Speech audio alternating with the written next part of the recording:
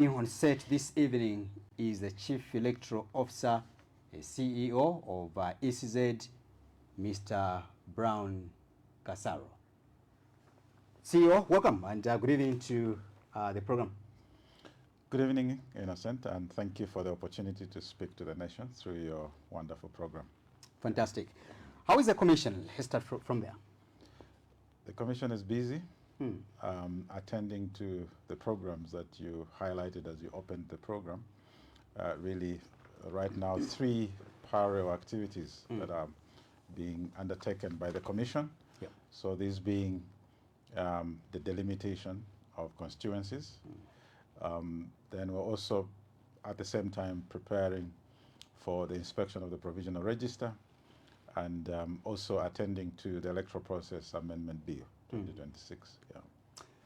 I can imagine how much time you have for you to just, rest with your team at ECZ, knowing that we've got about, I think, 4 or 5 months from now to the elections. Are you able to rest, really? Well, what is guiding the commission is we have a program in place. Of course, we've shared with the nation the roadmap going towards 2026. And what is on our tables now is to implement according to that roadmap. Of course, the roadmap that we've shared with the nation is a high-level version. Right. But underneath, as you've rightly put it, there's a lot of work that has to be done. And more often than not, this requires our officers to work late in the night, sometimes overnight. Wow. But it has to be done there because our deadline is fixed. Wow. We cannot move August 13th, so we have to deliver on that deadline. Yeah. Thank you so much, CEO. Of course, for those that are joining us, remember we are found on DSTV channel 279, GoTV channel 27, and Topsa Decoder channel 102. The program is also live on our social media platforms. That's Caribbean TV Facebook page, as well as our YouTube platform. You can follow the conversation. CEO, as you come here, there are so many questions to be answered by you this evening, which the viewers have been sending. When we advertised that you are going to appear on this platform, there are quite, a number of questions that have come through, but we can't manage to answer all of them. We just try and select what you can respond to. The first question would be, how exactly did the Electoral Commission of Zambia determine the criteria used in order to create the new constituencies that are earmarked? We're talking about 70 more constituencies across the country.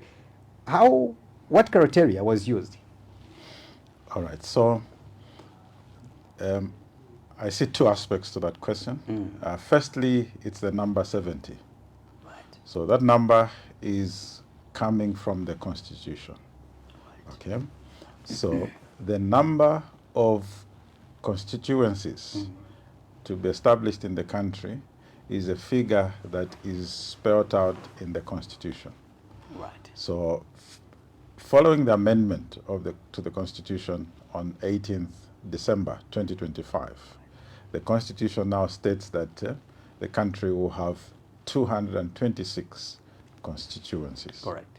So if you take 226, subtract 156, the current number of the previous number of constituencies, the current, the difference is 70. So this means then that the commission, because it is the body, it's the institution that is mandated to demarcate these constituencies, has to do so before the next dissolution of Parliament. So this is where the 70 is coming from. Right. So that's the first level of the question in terms of the criteria. Correct. So the number 70.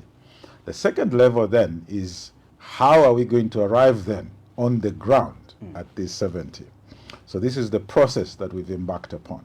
The constituency has said establish 70.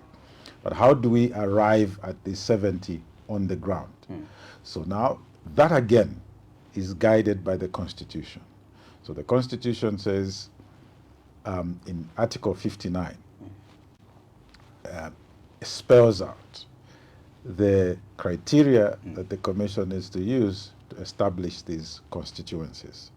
Yeah. So not in any order, but just to highlight a few of these, is that the Constitution guides that the constituency boundaries have to be within a district. So this ties into one of these processes that we've put in place of us going to the district and consult, because the constituencies have to be within districts.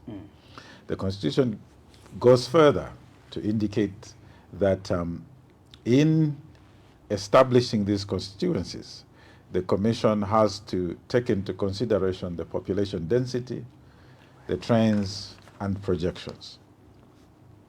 So then what this means then is that you look at a particular district and say, how has the population grown in the previous 10 years, for example? And then you say, how is it projected to grow going forward? Are there any significant development in the near future that will influence the population for that particular district? I think what a lot of Zambians can relate to, for example, is, are we anticipating a mine to open in this district? Correct. Then you and I know that the population will jump. So those are the factors that we have to look at. Then there's also the fact that the Constitution indicates that in establishing these constituencies, the Commission has to strive for an approximate equal number of inhabitants per constituency, while bearing in mind that balancing between densely populated and sparsely populated communities, so the urban and the rural. So what this means then is, all things being equal, if the population in Zambia was spread very evenly, all what we would do is say, all right, what's the population of Zambia? 20 million. How many constituencies do we need? 226. Divide that. On average, you need a population of 90,000 gives you a constituency. But you and I know that the settlement patterns are very different from urban and rural. So given these realities, the Constitution is alive to that and says, bearing in mind this, pay attention to the fact that both the urban and the rural need to be represented. Correct. So when it comes to the rural constituencies, the population may be significantly less than the average that I've given. But however, they're still Zambians. They need to be represented. So that's what the Constitution is speaking to there. Then also there's aspect of means of communication, the geographical features, and so on. There's a lot that we can speak to in terms of geographical features. A lot of our country has swamps, for example, has national parks, has huge water bodies. Some of our districts are on islands and mainlands like Chilubi. You know, as an example, you have districts like Mitete and these others that have so you have to look at all those features and communication and the other geographical. Others, it's issues of mountains, you know, those along the Muchinga escarpment. So you have your Nyimba, you have your Mukushi and so forth. So those are some of the factors at play that in considering establishing these constituencies. Then there's also the aspect of the history, cohesion and diversity of the particular communities in establishing those constituencies. So one has to strike a balance between diversity and cohesion, so that then the representation is alive to the social factors at play in a particular community. So these are the factors that are guiding the Electoral Commission in establishing these 70 constituencies. Yeah. Interesting. So you've got 4 or 5 months before the general election. This simply means that you are working, you know, I don't want to use the word under pressure or against time, but you have to ensure that everything is done before the general election, meaning that you've got little or limited time. My question now is, have you carried out an assessment to determine which constituencies may be divided or rather delimited to this end? So this is the process that we are undertaking right now. So on 6th February, as you indicated, when the chairperson did speak to the nation, she laid out a program. So the commission has laid out a program on how we're going to do the assessment. Right. So what the commission is saying is that, yes, there have been reports before, but we'll use those as reference information. But ultimately, we need to talk to the people in each of the 116 districts. So this program, it will start next week on Monday. So this week, as we speak, what we're doing is we are training our officers. As you may be aware, the Electoral Commission operates, rather executes its functions at district level through the district electoral officers, who are the town clerks or council secretaries for the respective districts. So these are the principal officers of the local authorities, of the councils. So now we are training these principal officers, who are our district electoral officers, together with their support team, on how to facilitate the stakeholder consultations for their respective districts.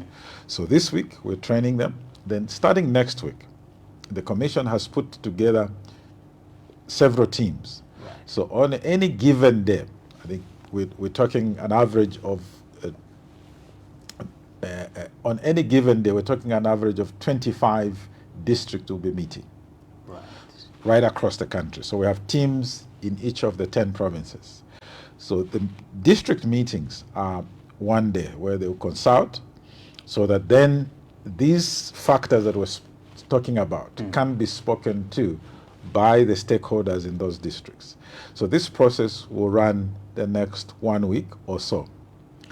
At the end of that phase of this program, the district will agree on a proposal that they will submit to the commission. Then the commission will visit each of the 10 provinces and receive the submissions from the districts.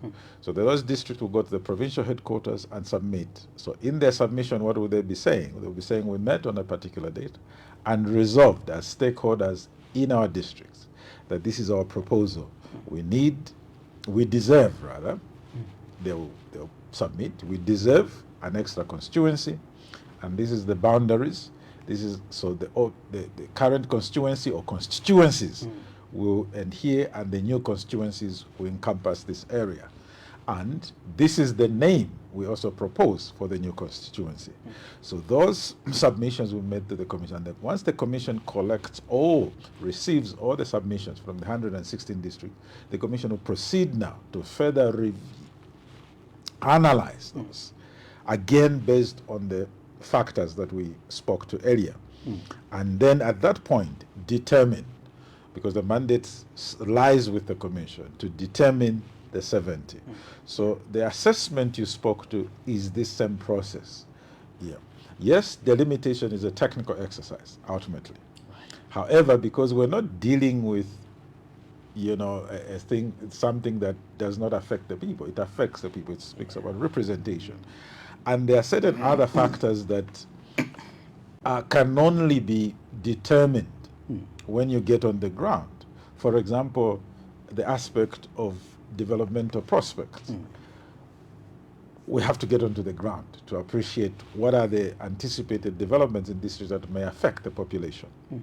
The aspect of the social issues around, so that speak to the cohesion or the diversity or the history of that, that can only be obtained from the ground, interacting with the stakeholders, and any other challenge that they face. So it is for this reason that this is a hybrid between a technical undertaking and this stakeholder consultation, so that the result of the process speaks to the realities on the ground. So yes, the assessment that you spoke to is being covered in two ways: referencing what has been done before, and also the engagement with the stakeholders in each of the districts to arrive at the 70. So the provincial sittings are projected to conclude by mid-March. Then the commission then would, from mid-March to early April, will use that time now to consolidate and arrive and make the determination of the 70.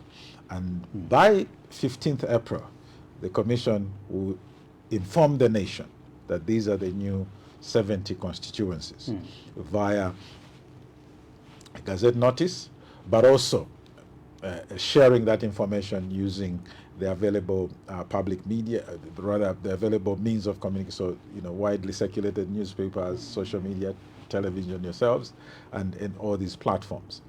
Now, the Constitution also guides that these new boundaries will take effect at the next dissolution of Parliament, so which is mid-May. So it is for this reason that they'll be announced early mid-April, so that by the time mid-May comes, then they take effect. So this is the timeline that the Commission has put together for us to be able to achieve this. When I listen to you, really, it appears this to be more like a rushed process. A citizen out there, a voter out there would think that this process has just come on your table right away. Instead, perhaps you should have handled this process as or maybe some years back, maybe last year or the other year. But of course, you've got your own calendar, as you have mentioned, and you strongly believe that you shall meet the deadline. Now, my question is what mechanisms are available for citizens out there in the rural areas, in the communities, who feels that maybe this proposed process of delimitation may disadvantage their communities? How are you carrying everybody on board? So it's twofold. The citizen participation is twofold. So the first level is the stakeholder meetings that I spoke to. That these meetings, we have key community representatives that the Commission will invite to these meetings. So these include members of Parliament for that district, the mayors or council chairperson for that district, the councillors for that district, heads of government departments for that district, traditional leaders in that district, civil society organizations in that district, faith-based organizations in that district, interest groups, special interest groups, those that look at the affairs of persons with disabilities, youth, women, in that district. Now, beyond that, what the Commission has said is that these meetings will be open to the public, be open to the general public. So at that meeting, citizens have an opportunity to put across their views in terms of why they deserve an extra constituency, and this constituency, which area should it cover. Now, coming back to your earlier submission that the process seems rushed and so on. Now, this delimitation is not coming in from nowhere. This is an issue that has been an item of national debate over a long time. Even before 2019, the last time the Electoral Commission of Zambia was on the ground to consult stakeholders in the districts. So citizens have been speaking. Citizens have been making submissions. Citizens have been thinking about this thing and talking about this thing. Even when last year in 2025, rather beginning late 2024 into 2025, as part of the electoral legal reforms, the Commission did put together an electoral reform technical committee. As that committee went round, delimitation was a discussion item. So as citizens are discussing this, they're not just discussing this in thin air. They're already thinking about their community. So they're already talking. Can't take it away from them. Yeah, so they're already talking and they're able to relate. So if it's in a particular, let's take for example, in Lusaka, they will be relating to say, look, we need delimitation because we're thinking of constituency A, constituency B, and so forth. Rearranging so that we have so many more in Lusaka. So the same discussion, so that at these meetings, we're not starting from zero, as it were. Citizens have been discussing these things. They have ideas, they have proposals that they have made over the years. But the difference now is that it will be for 70 of those submissions, this now will be a reality. So such that then they have that opportunity to make the submission. Now, like any other process the law also provides that once the commission issues a notice, gazettes these boundaries, one can challenge the outcome in the Constitutional Court. So that's the last option, as it were, for any challenge of the process as a way of a dispute resolution. At what point can one challenge the... After that the commission has gazetted, has informed the nation that these are the 70, because right now we don't have. So we're talking about before the general election? Yes, before the general during election. During that time, yes. Right. Yes. So that's an opportunity that the Constitution has provided, that this can be challenged before the Constitutional Court. Yeah. So really, but the primary one that would like to emphasize to the nation is take advantage of these stakeholder meetings in the districts. And beyond that, even at the provincial, as your district electoral officer takes your submission, if you have the means, you have the opportunity, follow, go and witness, so that you can rest assured that yes, the district electoral officer submitted what we agreed at the district, and so forth. Yeah. So that's the mechanism that the Electoral Commission has put in place to ensure that there's maximum participation from the citizens out there. Yeah. Also, let's look at some of the reforms that you are proposing in the Electoral Process Amendment Bill, which also has taken a center stage in the country. What are some of the reforms are you looking at? What are some of the reforms contained in the bill to this end? Yeah, so the primary objective of the bill really is to operationalize this new electoral system. Now, so remember that the amendment of the Constitution has introduced this concept of proportional representation. Correct. Okay, so really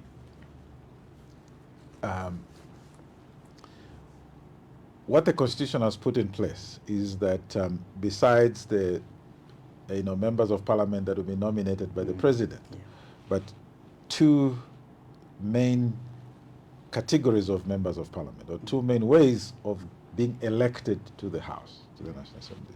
First is what is referred to as constituency-based seats. So you stand to be elected in any of those 226 constituencies. So for those, it's, as has been the case, first past the post or simple majority. Whoever gets the highest votes in that constituency is elected to go to parliament. But the Constitution also has introduced a second way to get into the House. And this is saying, let's look at the votes, the valid votes that presidential candidates would have obtained in that election. So come August 13th, for presidential candidates that would have been sponsored by a political party. Okay, so all those presidential candidates that would have been sponsored by a political party, after the results are declared, then you say, these results, what is the proportion of the total? So this is where the word proportional representation. So what is the so if we put together the valid votes obtained by this, let's say 5 candidates, for argument's sake, you put together, those are sponsored by a political party, you put together all their votes and say, all right, candidate number 1, what proportion of this total vote has this candidate obtained? Now, depending on that proportion, we say, all right, the Constitution says there are these 40 seats available for this particular political party that sponsored this candidate to nominate or elect within the, and they will go to parliament. So that those 40 seats have been further broken down. 20 of those women, 15 of those youth, and 5 for persons with disability. So if the proportion that this particular candidate sponsored by a political party qualifies them to nominate, let's say, 20 in total, then we say, all right, out of the 10 women seats, for example, 20 rather, they get 10. So the 10 women from that political party will go to parliament as members of parliament on this proportional representation. Then they go to the youth, 15. Then maybe we say, oh, 7 out of those belong to this political party. Then they put forward those names. Then the last 3 from persons with disability. So you add up, they make the 20 that is proportional to the share of valid votes that candidate got from the total presidential vote. So that's, so now it is the mechanisms now, the how, because the Constitution just gives the broad principles. So in the Electoral Process Amendment Bill, we are outlining now the steps and the procedures and the processes to help make sure that this is done. So the political parties are ready and they follow through the processes. So, for example, one of the items that we outlined is that the political parties would need to submit lists of these candidates. Okay, so to say, and what they, in submitting that list, the political party will submit that list on the assumption that, assuming we get 100%, these are the 20 women who would like to go to parliament on this proportional system. These are the 15 youth that will going to go to parliament on this proportional system. These are the 5 persons with disability that will like to go to parliament on this. So they need to, so there's a procedure. This is what the bill outlines. There's a procedure of how to get those in those lists to the commission, and those have to qualify. What is the criteria? What qualification do they need to? So, for example, what does it mean to be a youth? What does it mean to be a person with disability? You know, in a classical case, you and I would say we also have a disability because we're putting on glasses, but do we really qualify to be on that list? No, maybe not. So those are some of the issues that are being spelled out in this bill. But also, like I indicated earlier, last year, the Electoral Commission did have an electoral reform technical committee that looked at the laws that govern elections in Zambia, from the constitution way down. Some of these findings and recommendations informed the amendment to the constitution, including what we're talking about, the proportional representation. But there are others that spoke to the Electoral Process Act. There are certain items that can be improved to make the election process clearer and more effective, as it were. So those are some of the issues that are outlined in this bill. So, for example, the aspect of clarifying this whole issue of the inspection of the register of voters and how to deal with objections on the provisional register of voters. There's aspect of adoption of candidates for political parties, that for candidates that want to contest any of the elections that are being sponsored by a political party. What documentation do they need to show to prove that the party has really sponsored them? So that, yeah. There's also the aspects of duties of a returning officer. We're clarifying that. It was a little bit gray, so it needed to be spelled out clearly. There's also the aspect of certain procedures of stamping the ballot paper at the back in the polling station. So this stamp is what is referred to as the official mark. There's that proposal to say, look, there's issues around this that were resulting in a lot of rejected ballots. How can we facilitate this? We can go into that's the official mark you want to get rid of. Yeah. So maybe let me dwell in a little bit more detail on that. Do that. So let's start by the rationale. Okay. So let me explain what this official mark is. So a ballot paper, when the commission prints a ballot paper, it's a very secure document. It has inherent security features in itself as a ballot paper. And I wish to advise the nation that from our understanding as the Electoral Commission, I think it's only second to the currency note in terms of the features, the security features on the ballot paper. There are certain prints that you can only see by using UV light. You can't photocopy it. It will clearly show that this is a photocopy. So it's a very secure document. There are fibers in there in the paper that it's printed on. So there's a lot of security that is inbuilt into the ballot paper. And in addition to that, all ballot papers are serialized to the extent that as we deploy them, as we distribute them, we know the serial number that will go to the serial number range that will go to a particular polling station. Right. That's the only, it's that precise. Okay, so now it's historically it's an issue that is arising from way back in the electoral process. Okay, so what happens now at the polling station is that once in the polling station, an officer, so the first desk you go to, you're identified as a voter. Okay, once you are confirmed that you're a registered voter in that polling station, then you go to the next table to get the ballot paper, to receive the ballot paper. So the procedures right now indicate that as you receive that ballot paper, it should be stamped. It's a normal date stamp, and with the word official mark, and stamped at the back. And then you proceed to mark that ballot and cast it. So now, the issue is that in several instances, we've had situations where the officers skip to stamp. And if you follow the law as is, that ballot paper is rejected.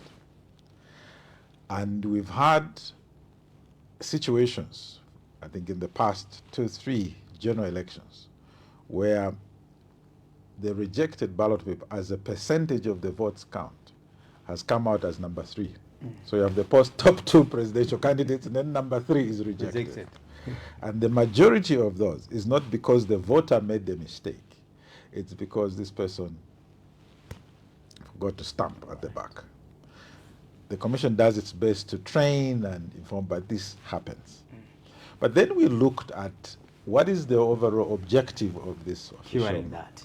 So the issue is, it's a historical issue. You may wish to note that before 2006, for those that follow elections in Zambia, the counting of votes was not being done at the polling station. The counting of votes was being done centrally at the constituency.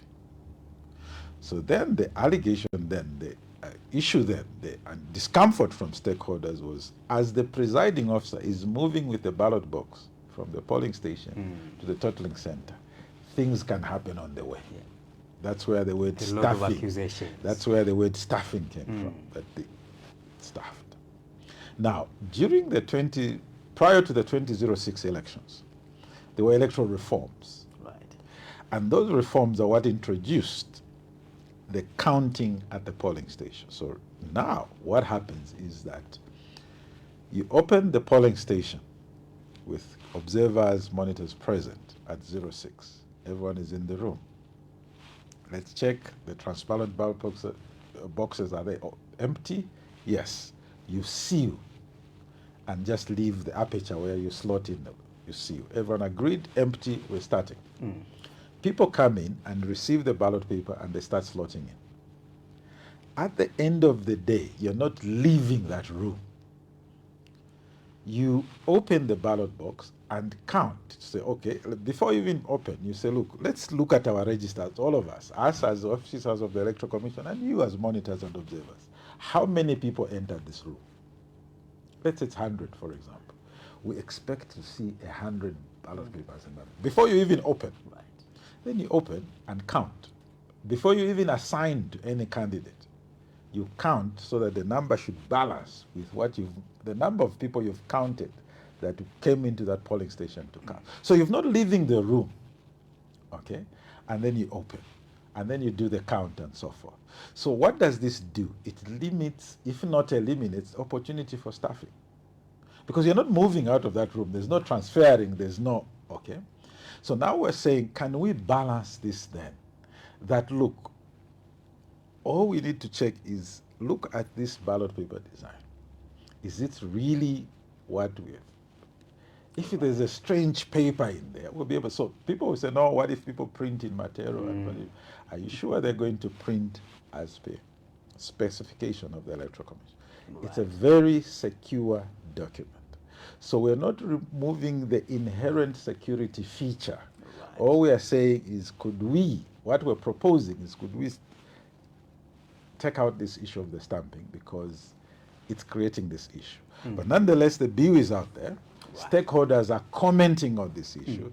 Sometimes, because of the lack of information, the bill is the bill as it is. There's no explanatory notes. It's just sitting there, and people think, "Oh, you want to take out the security feature?" No. So this is the context that we are speaking to. So the bill is out there. It's being debated. And as part of the process, those considerations will be made. So that's one of the issues. I was highlighting the objectives of the amendment, but we had to zero in on that because you had already highlighted. So then I think I did speak to the implementation of the proportional representation. So really, this is the objective of this amendment bill, to continue to improve upon the electoral process, as it were, so that election management is as credible as possible. Quite interesting indeed.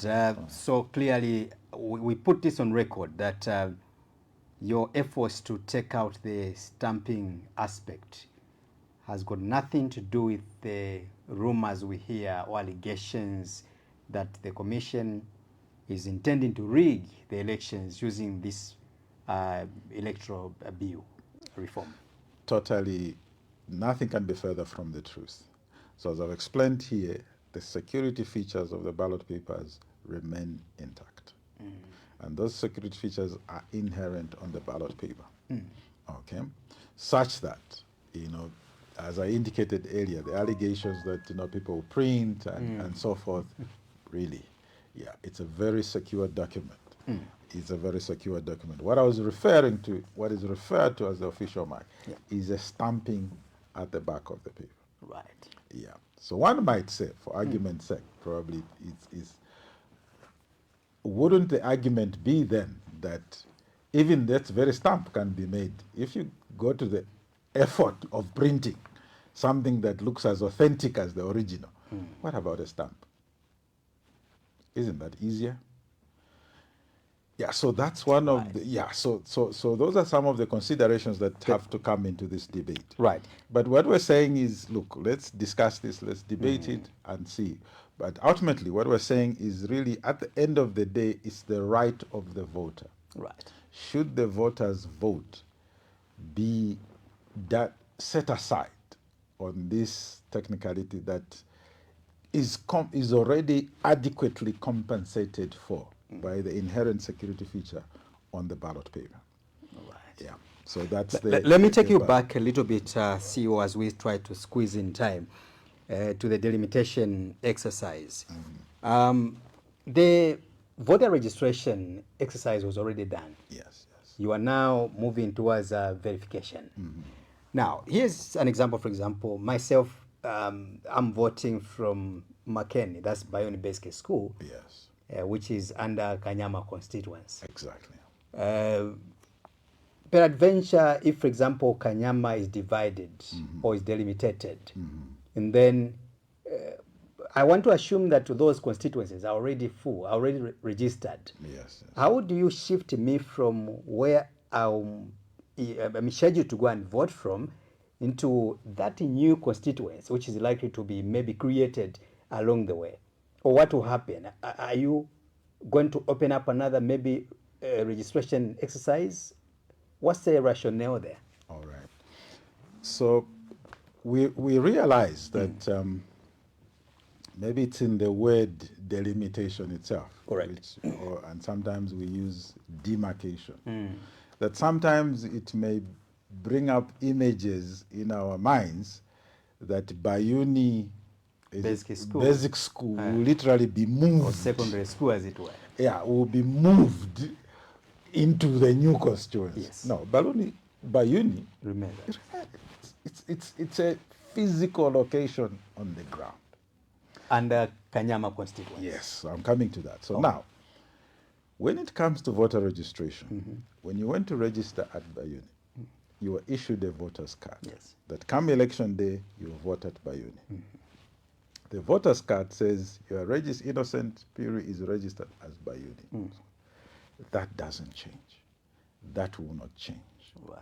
So if tomorrow, if through this process we say, all right, Kanyama will now give birth to another constituency, and for argument's sake, for example, we say, all right, Los Angeles Road will be the boundary of the new constituency. On the left is Kanyama South, just as an example. Yeah.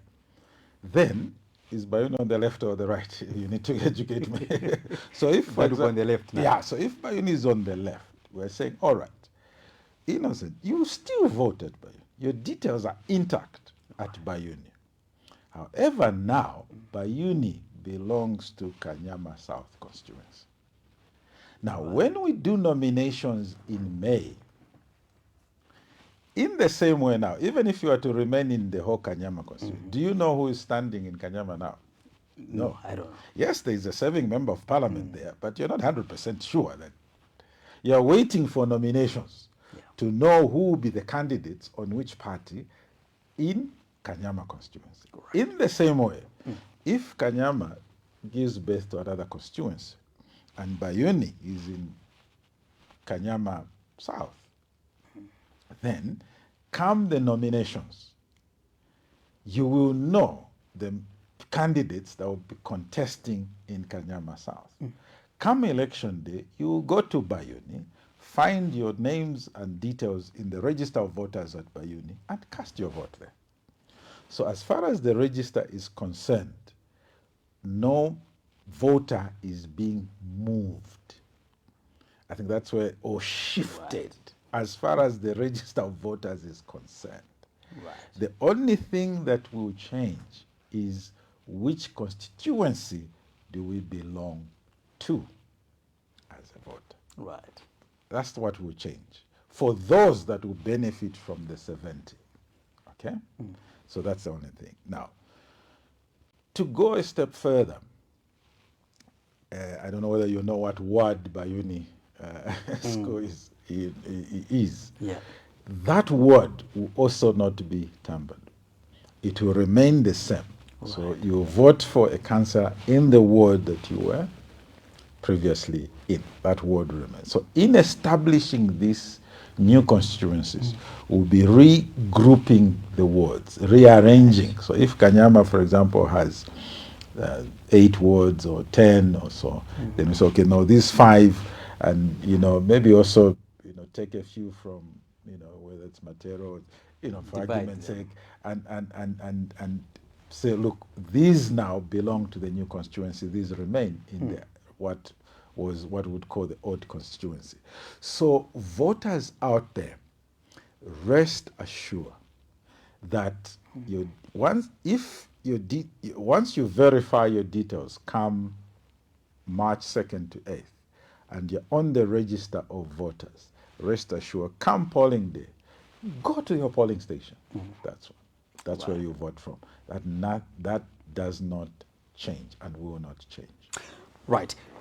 When you talk about the reforms that you are undertaking right now, CEO, one would wonder as to why is the commission going against, or why is it going at variance with the reports, for example, election observer mission reports, which include the ECZ itself, where you belong, the post-elections reports that guides you that you cannot implement new laws closer to an election or 18 months before a general election is conducted.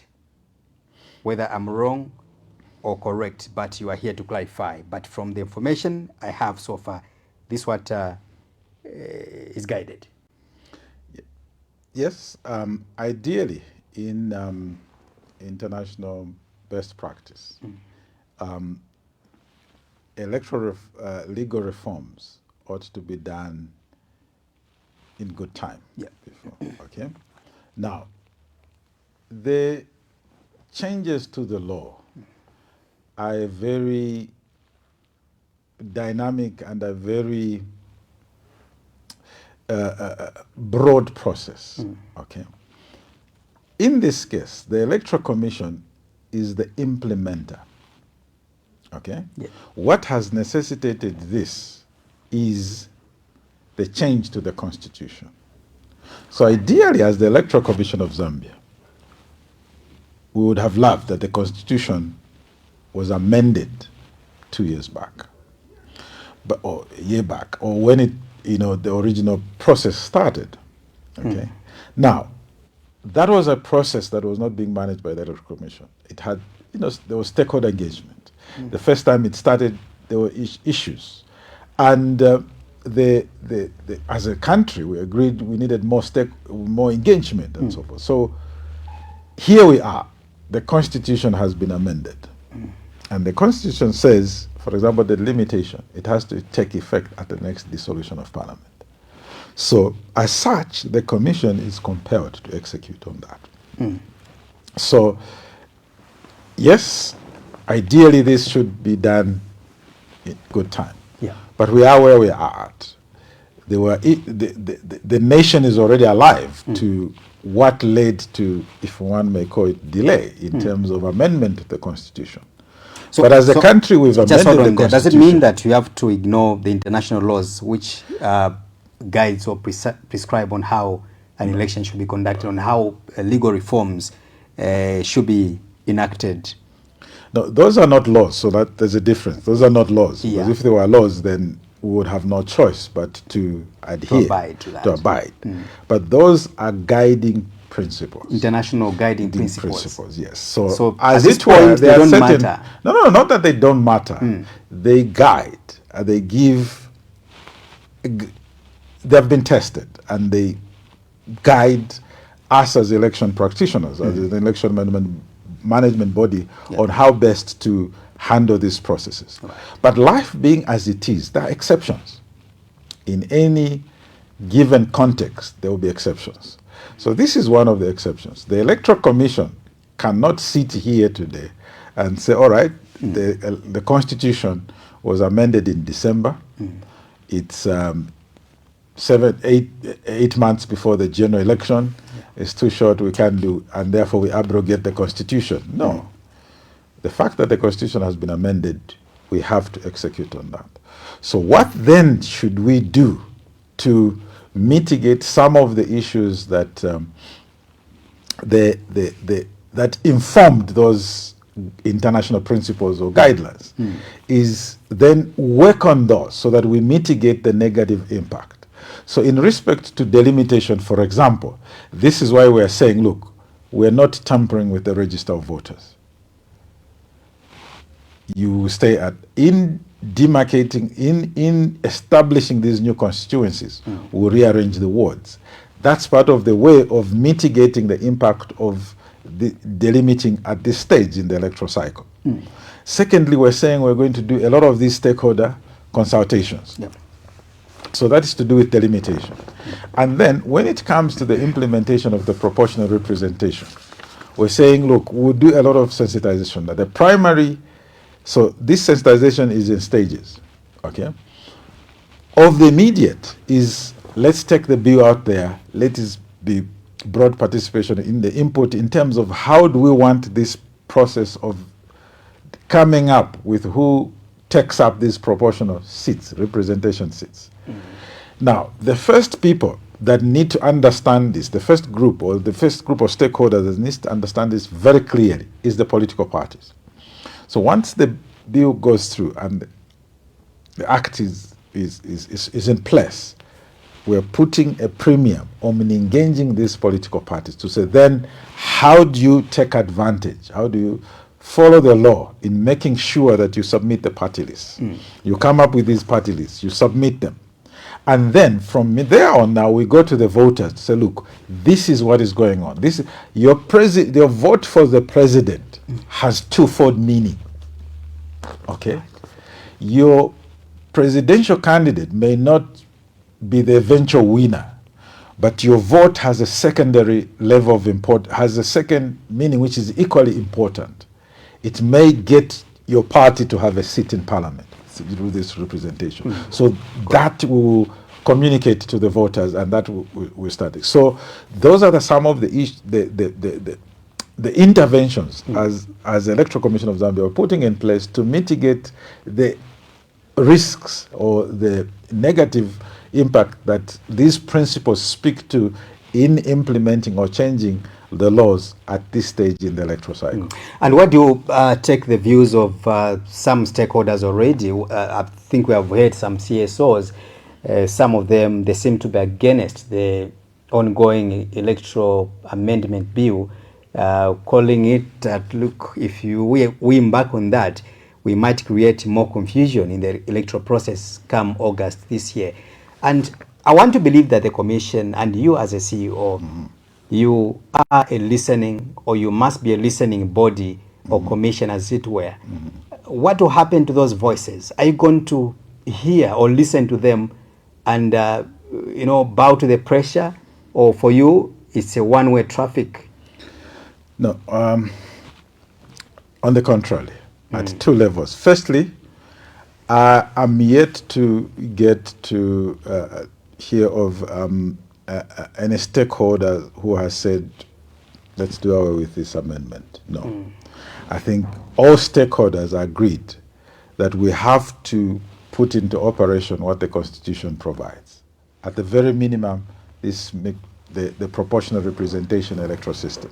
So stakeholders agreed on that. And they've also commended the Commission for sharing the bill. So, and they've looked at and providing an opportunity for them to add their voice to it. Now, yes, the one or two clauses in there, one or two amendments in there, that they have a different view from that of the Electoral Commission. And, as stakeholder consultation as is, you find that in many an instance, you will get a perspective that, not really, especially that we coming from practitioners. So we look at this from the angle of the people that implement, but they're looking from it as participants in the electoral process. And sometimes they have a perspective that we do not get to see. So that this process provides that opportunity.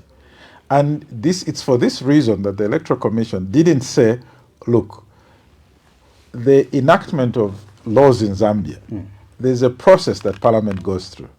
You have, once a bill is, at some point it goes to what is called committee stage. And at that point, stakeholders are called to me. We said, we will not wait for that.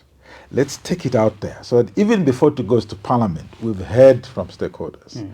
And then as the bill goes to Parliament, the stakeholders will take note. So, okay, the Commission has taken note, has taken into account what our views are on this aspect, and they've refined or they have updated the bill, as it were, so that then we can put into operation what the Constitution has provided for.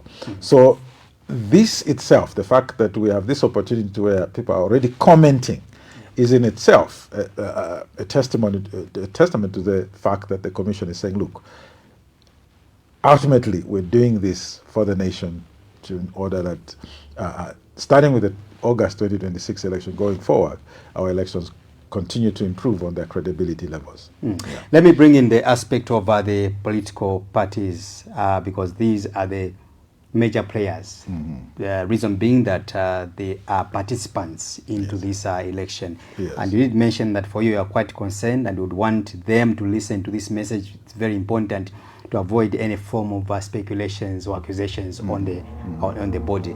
I think days ago you were quoted in the media, whether correct or wrongly, but you were quoted. I'm grateful that you are here to clarify that fake statement which came out indicating or insinuating that the Commission is requesting for all those who are intending to participate, or rather to contest the election, to now go through the Registrar of Societies and have their names registered and stuff like that. But of course, within 24 hours, you were able to clarify that. I want you to reaffirm to that. Yes. So what's the correct information, since you are here now? Yes, thank you. So I think what we need to, the stakeholders need to appreciate there is the issue of contesting an election. Yeah. Okay, so the laws in Zambia provide for two categories of candidates that can contest, two broad categories. Yeah. There's an independent candidate and a candidate sponsored by a political party. Yeah. So those are the two. So in terms of the qualifications for one to contest an election, the Constitution has not amended those. Those are very clear. That's Article 100. Yes. Yes. So is that for members of parliament or presidential? Correct. Yeah. So those have not been touched. Yeah. Now, the law further indicates, like as indicates, so for you to be a candidate, you have to either be an independent or sponsored by a political party. So what the message of the commission in various contexts that has been shared is that, look, if you are sponsored by a political party, the definition of a political party here is an organization that is registered with the Registrar of Societies. Correct. So therefore, as you submit your nomination paper, there's a section there that says, I am sponsored by a political party. The organization that you write there has to be a political party registered with registrars. That's the clear message. That's the message that the commission has been is sharing, to say the institution you write there. So this is the institution sponsoring my candidature for whether it's a councillor, mayor, member of parliament, or presidential candidate, is a political party. Otherwise, I'm an independent candidate. That's the clarification. Okay, so even if out there the messaging and all that comes with different names and so forth, ultimately at the end of the day, are you an independent candidate or am I being sponsored by the political party? That's it. Yeah. Yes, yes. Let's talk about alliances as well. Yeah, so the alliance is, as we understand it, it's an association. Yes, an association coming together. All right. Now, for purposes of contesting an election, so maybe this is where the mix-up is coming. So for purposes of contesting, and you're presenting your nomination papers, you cannot say I'm sponsored by this alliance, because is that institution registered at the Registrar of Society?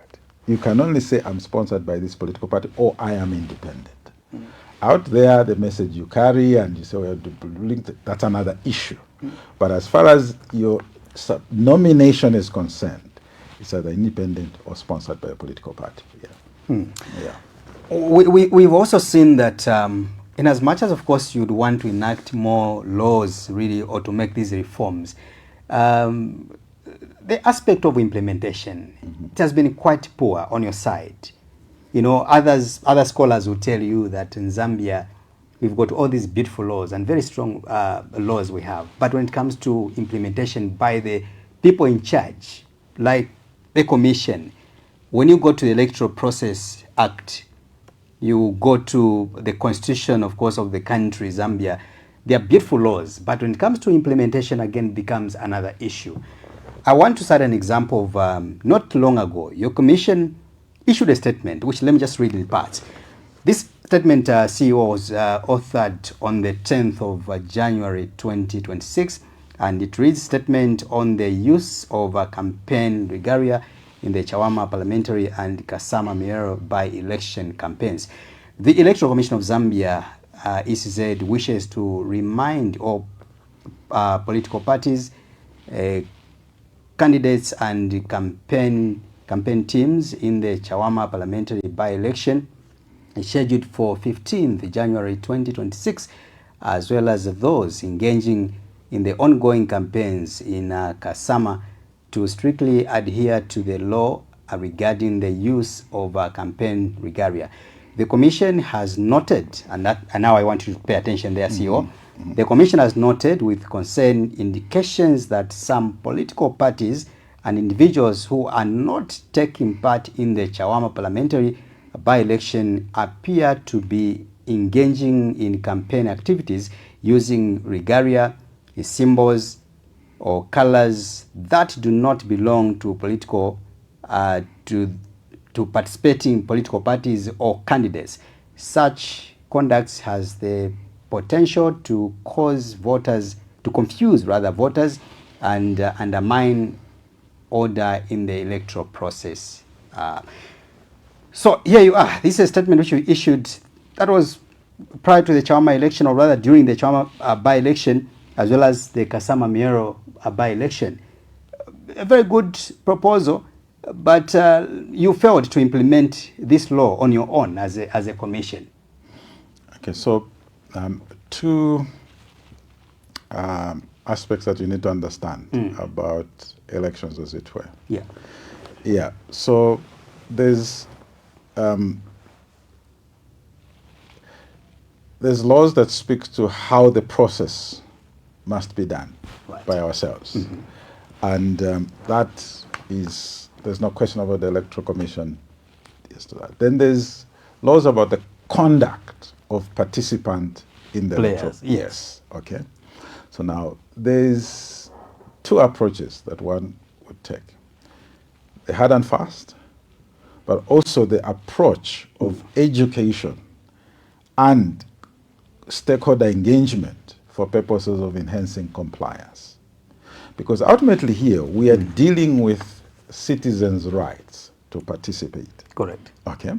Now, that is the primary objective, that as many citizens, the citizens are given the opportunity to participate in an election. Okay. So now where you have infringement where you have abrogation of the code of conduct, your approach is to educate and engage the approach in order to enhance compliance, rather than the punitive, because remember at stake here is a citizen's right to participate in an election.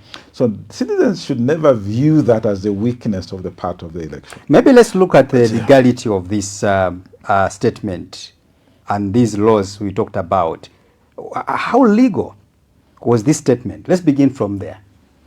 Yeah, so this statement... Is it wrong for me to, for example, if I'm going to support CEO Brown Kasaro, who's maybe contesting on political party B, and then I don't belong to that political party, but you are my associate, and I wear a regalia of a different organization, I come and support you while using or wearing my regalia.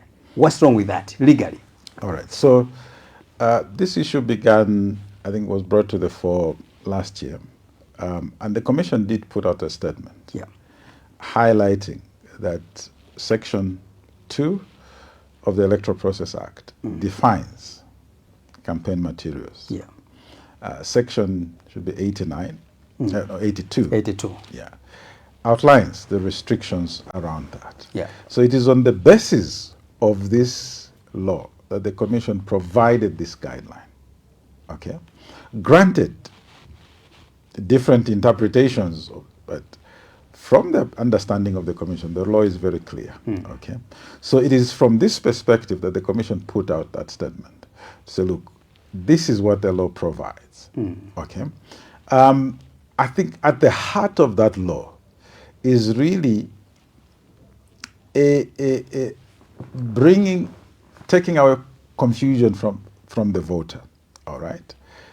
I think that's the principle that informed the enactment of that particular section. What confusion are you talking about? So remember, we're dealing with voters that are not literate, okay? A good number of them. And when people are campaigning out there, the primary message is vote for the symbol and that symbol, okay? And it's not necessarily names, it's not necessarily, but really symbols and so forth. So then you find that as the voter is going to cast their vote, they are very clear in terms of the symbols associated with this candidate. Yeah, so that is the spirit of that particular law. And it's from that perspective that the Commission issued this statement to clarify that and send out this message. Yeah. Stakeholders have different views about it, but it was clarified. The legal position was spelled out there. Yes, we hear arguments around interpretation and so forth, but this is what it is. Yeah. And then in terms of the implementation, again, to go at the approach of the Commission is to look, let's engage for purposes of enhancing compliance rather than coming at it from the punitive perspective, so that then we encourage, we make sure that we continue to foster the citizens' right to participate in elections. I will also push in on the same question. When you speak to these issues, I think you have been in this country for quite longer. You understand how election has been conducted in Zambia. You understand on matters of alliances and stuff like that, the association. Let's set an example. The current administration of the UPND went into government via an alliance, via an association called the UPND Alliance. And why should you stop the UPND, for example, an MDC member, maybe an RPP member, to go and help the UPND candidate in Kasama while wearing his campaign material? All right. So that is a problem again. Yeah. So I think that then we in the debate we are targeting the wrong entity here. We're approaching the debate the wrong way. Maybe what we should be asking ourselves is then, why don't we bring clarity to that piece of law? Shouldn't we be discussing that to say, all right, can we then review this piece of, so that we bring clarity? What did we mean by a person shall not, as a candidate participating in an election, shall not associated themselves with a symbol other than the symbol and material that they said they are going to contest? Okay. So that's what probably we should be discussing. I thought the meaning has been captured. You are talking about confusing a voter out there. Yes. So, so I'm also taking you back to the UDA time. You know, today the UPND time in government. We've got also the Tonse Alliance, you know, in the opposition. So then the question we should be asking ourselves is, as Parliament was enacting that law, what did they want? Right. Maybe that's the question we should be asking. As they were providing that restriction in the law, what did they mean? So that then, that should be the implementation that the Electoral Commission should be looking at. What did they mean? What is that restriction all about? Rather than saying the Commission is, yes, maybe the law was not looked at, was ignored before and so forth, but should that really be our approach to say, look, you know, maybe that's what we should be looking at and saying. And I'm sure you are aware how much, you've been accused as ECZ, your body has been accused that it is a compromised, institution which is not capable to run a free and fair elections. And these things are emanating from here. When you go further again on the ground, people tell you, especially when you issue this statement during the Chawama by-election, a number of people thought or were alleging that you were basically targeting the Patriotic Front, the former ruling party. Were you? No, there is no political party mentioned in that statement. And to buttress that point, during that same time, images were posted on various media of some political parties that went to campaign on behalf of candidates other than the FDD candidate. And those were brought to the fore to the commission. But again, they missed the point. Because some of the comments, no, but you are not allowing these, but what about this? But look, the statement just says all political parties. It didn't say this particular political party, don't put on this regalia. It says this is what the law says. Be reminded as such. So do you act or just speak for the sake of speaking? Like I've said before. It's about threatening the people out there. No, not Let's give context, CEO, to this, what you understand some of the people that went on to campaign, supporting other political parties, but of course wearing regalia of a different political party. Or should I say, the people that breached this law you are talking about. So let's have some videos there, Director. I wish to thank the general public for coming out in numbers to come and support the candidature of the UPND mayoral candidate by Symposium. A win is always a plus. It was not easy. This is an opposition stronghold, but then today it shows that politics is not about tribe. Politics is about the way forward. This will also ensure that the people of Kasama get more from the national cake as we put the mayor of the UPND into our system. The Kasama municipality has been predominantly patriotic front, so we've had a few challenges here and there. But now that we have someone from the ruling party, I feel things will work better and move better. And I also wish to actually thank the public for having confidence to vote for Mr. Simposia, who will lead us as the mayor of Kasama district. He is a man of his word, a man of action, and I think I'll be very pleased to work with him as well as the area member of parliament for Kasama Central constituency. In life, I wish to also thank God for making it possible for this to come to pass.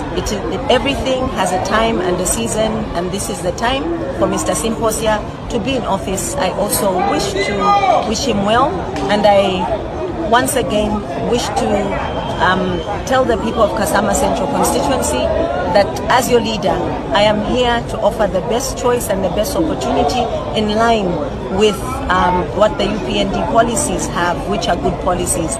We have to implement CDF, which each and every ward in my constituency has benefited. So I will go the extra mile with the mayor so that we can ensure that we deliver everything that has not been made possible. There's many other areas that we'll look into, which I will not take time to mention now, but I can assure you that Kasama will never be the same again. We shall do our best to ensure that the people get the best out of what they voted for. And for the political parties that did not make it during this election, I also wish to congratulate them for taking part in the election. Politics is merely a game, but at the end of the day, let us all culminate into one thing. We are one people, people of Kasama Central, people of Kasama District. So let us just put on our working shoes, let us work together. My office is open, my door is always open. I wish to thank the general public for coming out. Twakumalina pano likaya wonsena tulishiba pali chine twalaya mbokusala pali ba UPND alliance candidates ba Munga Munda mchinsali Munda ni umala mukwayi chikalambeto twaendela kwisa mukumukosha bambi mulayipusha nomba ba mumba mwaisa shani mulili lyashe MMD yatwaleita at MMD twalichinja nomba ni New Nation Party NNP yaikatana pamo na UPND ukubombela pamo mpaka tukawine 2026 mu August.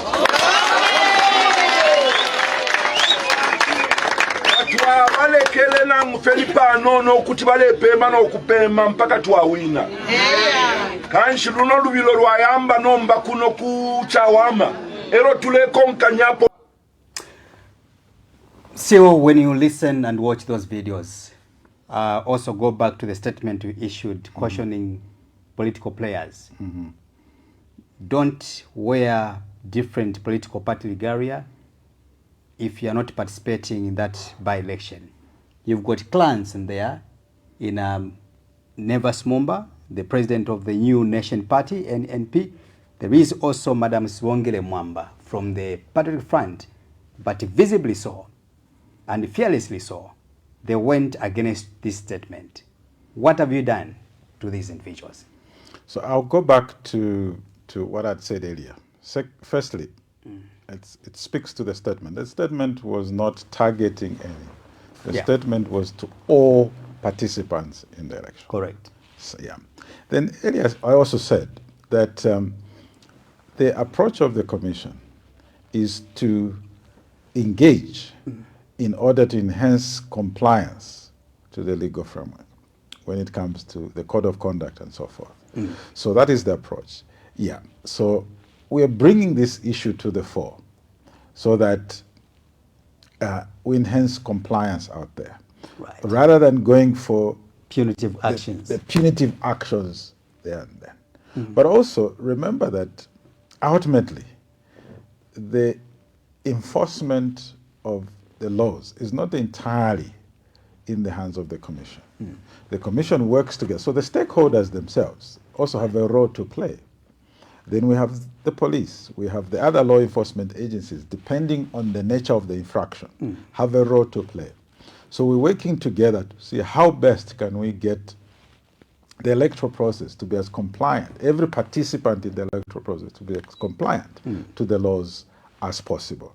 So this is where we stand as the Electoral Commission. So what will happen, I'm citing this because what will happen in future if you see other members from different political parties behave or abrogate the rules here, abrogate the command from the Electoral Commission of Zambia. Look, we are getting to an election, a general election, and it will be quite a bit motive, you'll be quite busy as well.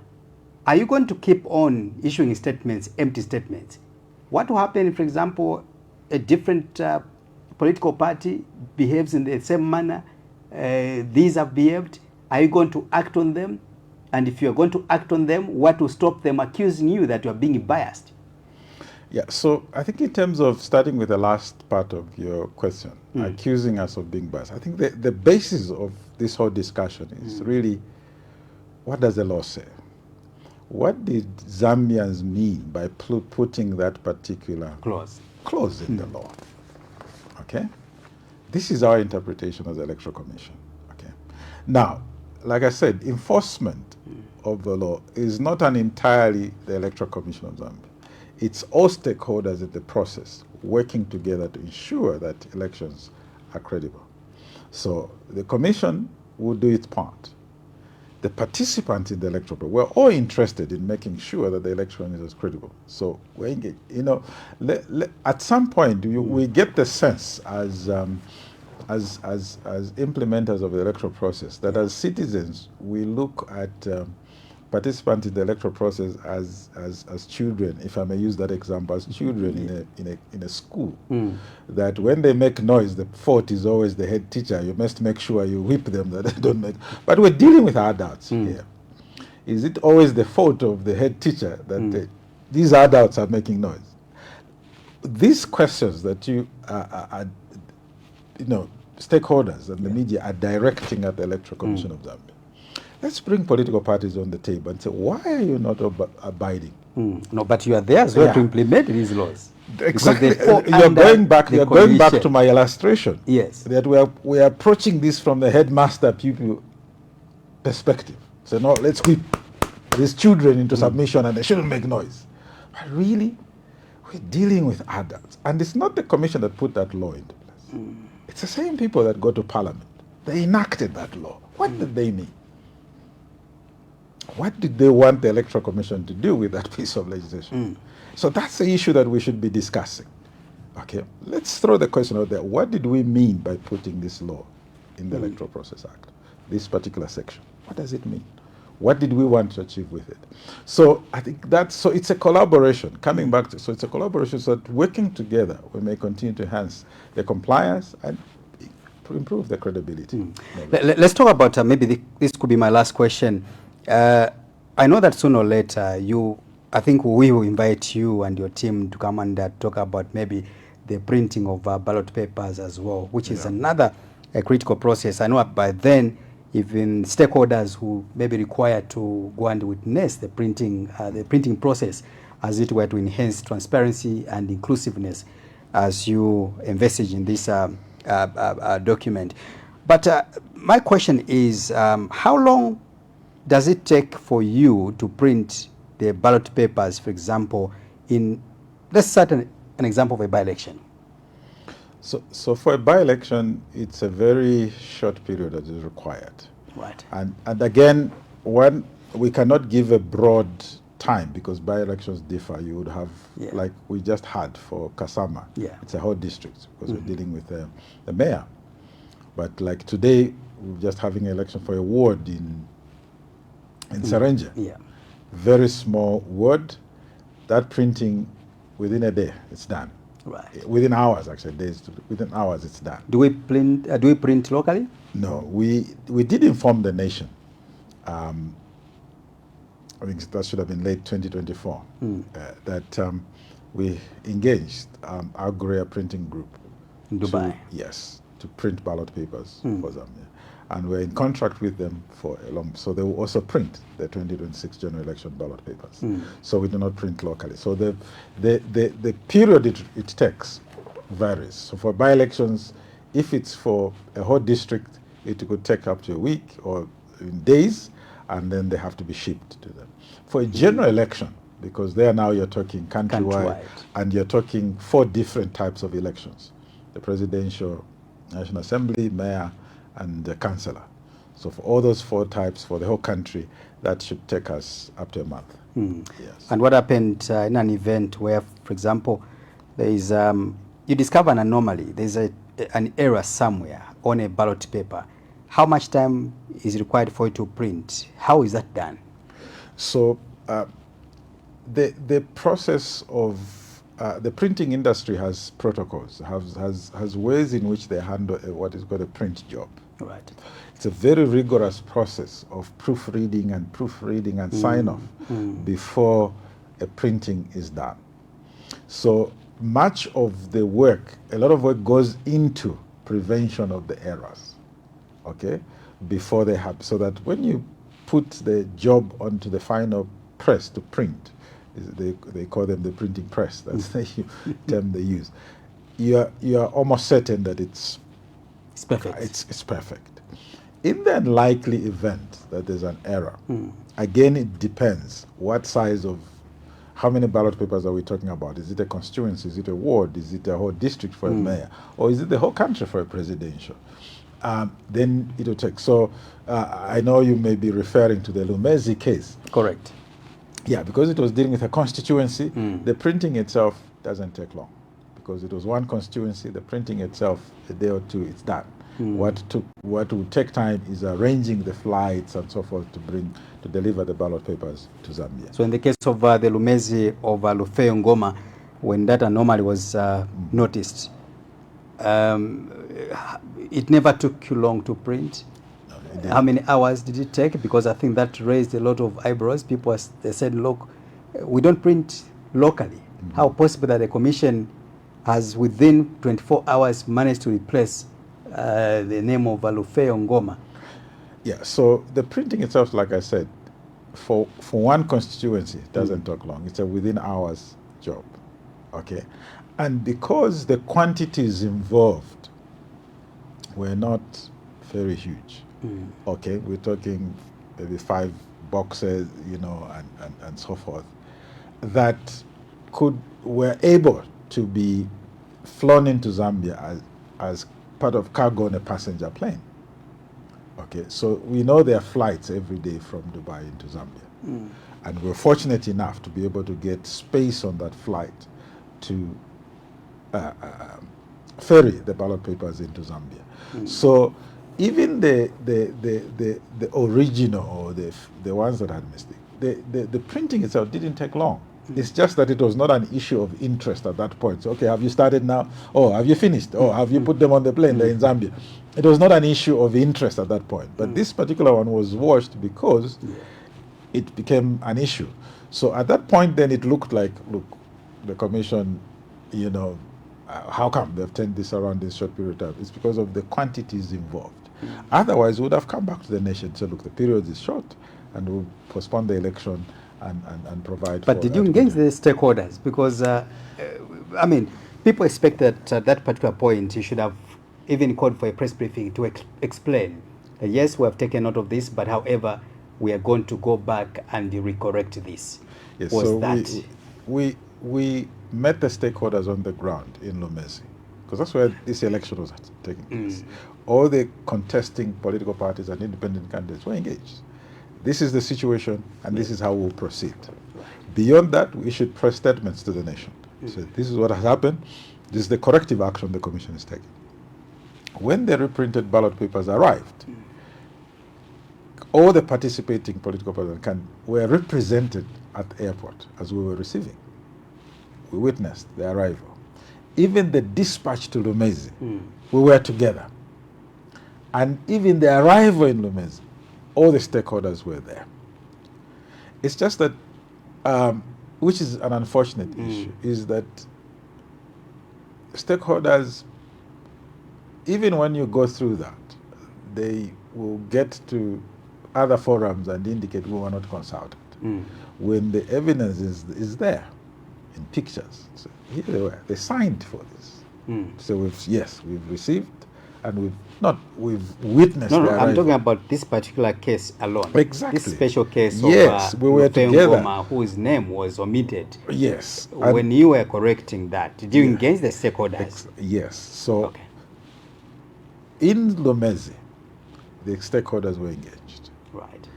When we printed and the ballot papers arrived, personally, I was at the airport. Right. Stakeholders were there. We were together, all representing all the candidates, witnessing the arrival. We verified, opened one book to say, yes, everything is okay now. Dispatched to Lumezi via air transport. We were together. So we do engage stakeholders. Even where we get to record, you find that one or two go out, no, we were not engaged. But we're not given up. We'll continue to enhance the engagement. And really the proof is there for the people of Zambia to note that, look, who is being insincere here? Is it the Electoral Commission or this particular stakeholder? Because this process was not done in secrecy. It was out there. We informed the nation at every stage of what we were doing to correct the situation.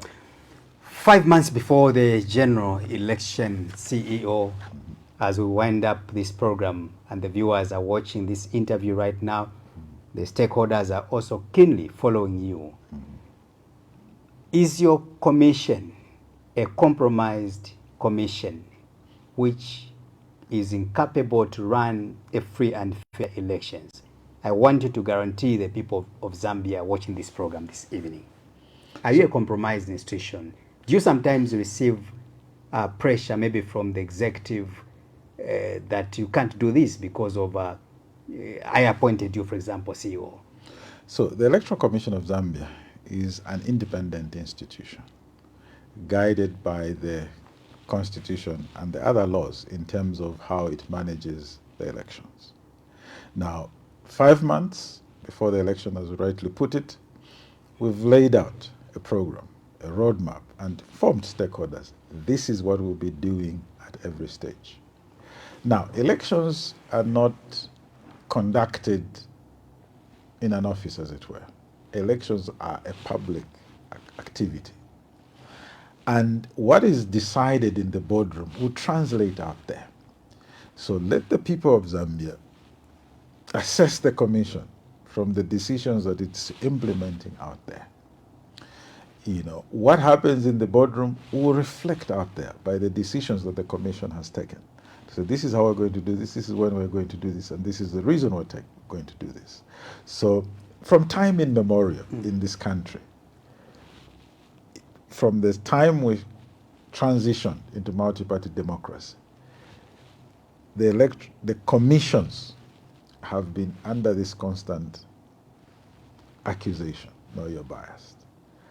The commissions have demonstrated that they've done their best to run elections according to the laws.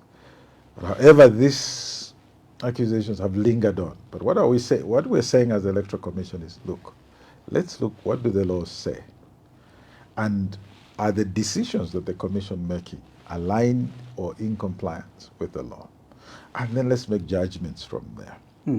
We understand that elections are heavily contested. There's a lot at stake. And there's a temptation to begin to cast doubts on the referee, as it were. But it's up to the citizens out there to say, look, how is this institution managing these elections? And begin to point out, say, okay, we are making this accusation because of that and that, rather than just saying, no, you're compromised. You receive instructions. Which instructions? Where and when? So really that's the call from the Electoral Commission to say, look, we've laid out this program as we go towards 2026. Follow along. And as we make decisions along the way, you can point out, say, no, but why are you making these decisions? If we're not able to explain it, then you can make that accusation. But where it's clearly in line with the law, then really, let's, as a nation, begin to build confidence in these institutions, like ourselves, as in the Electoral Commission, so that together we can continue to enhance the transparency and indeed the credibility of the elections, so that then, as part of the international community, we are looked at in high esteem. And I must confess here that, amongst our peers as election management bodies, the Electoral Commission is a respected institution. We get a lot of peers coming to learn how we do these things. And part of it is arising from the scrutiny that we get from stakeholders, the reforms that have taken place in terms of the management of elections in Zambia. But as it were, sometimes it gets to be a case of the prophet is without honor except in their own house. But be that as it may, we continue to, we realize as an institution that what we manage is a national critical mandate that will be under a lot of scrutiny.